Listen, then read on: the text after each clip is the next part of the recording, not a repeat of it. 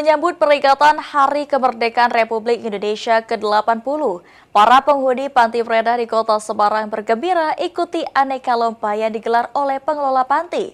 Tak hanya sekadar kegiatan 17-an, lomba ini juga jadi upaya melatih kemampuan motorik dari para lansia.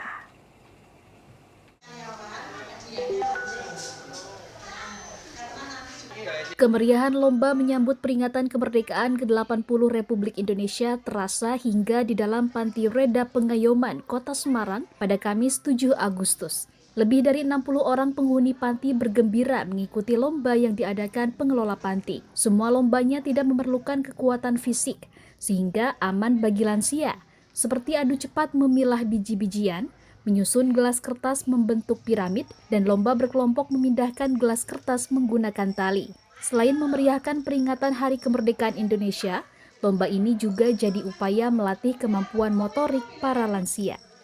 Untuk mereka itu paling tidak untuk motoriknya bagus karena berpikir, yang kedua kerjasama tim.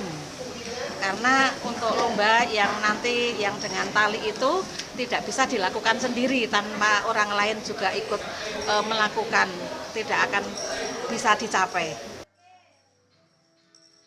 Para penghuni panti juga sangat antusias mengikuti perlombaan karena bisa menjadi hiburan bagi mereka.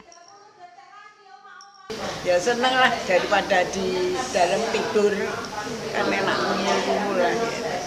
Sekalian untuk menggerakkan jari-jari gitu. Tangan, jadi nggak pekun mas, nggak tambah pekun.